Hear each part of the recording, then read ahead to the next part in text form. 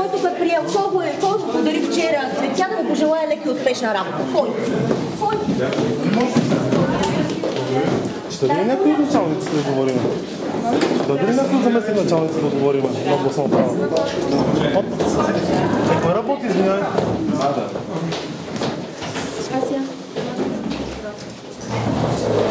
Тебе стига да знам.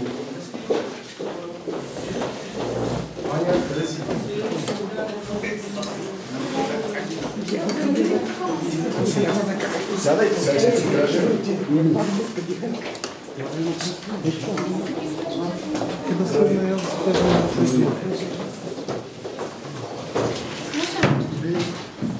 Аз да попитам, как се казва областния управител в момента? В момента, миналата седмица, в четвъртък има решение на Министерския съвет и областния управител се казва Муса Палев. Къде е Муса Палев и на вратата пише Костадин Кадигаев, доколкото видях? В момента това е проблем, ще го отстраним. Да, Размавени са трите. Значи той го ще да се смени табелата, бе. Как ще идва на работа? Това е наше задължение. Добре, след като не идва на работа, как ще вземат заплата накрая? Това са въпроси. Вчера влезна през хората, днеска го няма и накрая ще вземе заплата. Това малко по-цена диалог. Идеята беше. Вчера целта беше ли само може една държавна администрация да знае къде си преките ръководители в момента. Един бил фокус, някой бил. Аз не знам къде е областния управител, ако аз се назначава. Случай не до назначава. А на кой случай да смисъл?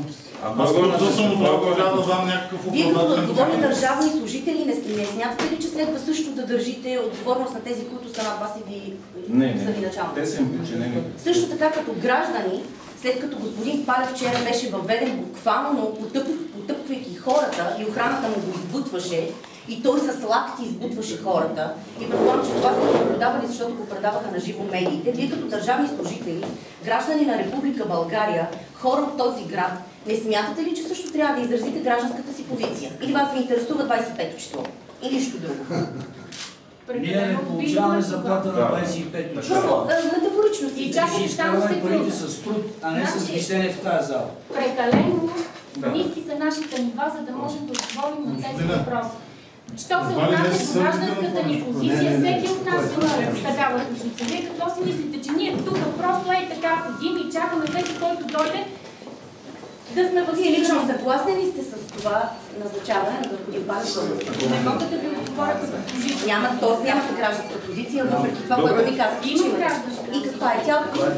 Гражданската ми позиция е такава, че в момента това, което се случва на ниво национално ниво, може би има някакви грешки и това признаха самите лидери.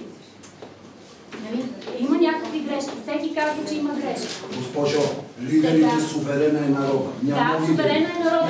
Администрацията не е затворила вратите. Чакайте само да ви кажа. Аз също мога да говоря. И вие си вземете въздух. Искам да ви кажа нещо друго. Политиката, която се провежда, е ангажимент на политическия кабинет. Ние сме администрация. Ние го знаем. Ами като го знаете от нас, какво искате точно? Добре, Администрацията в момента с господин Палев, да му знаете какво да му кажа. Господин Палев не е областен управител. Той не е областен управител, но като граждани трябва да има позиция. Делян Пеевски разбра, че предизвиква невероятно напрежение в страната заради това, че не го приемат хората. По същия начин господин Палев, ако има достоинството, трябва да вземе съответните мерки и дори сам да си подаде оставката. За да не се превърне този Искате ли да станете областен управител? Не. Аз нямам такива амбиции. Защото имам други цели в живота си. Какви цели имате? Значи, когато граждани си протестира, говорим. трябва да има някаква... Като граждани ще ви кажа.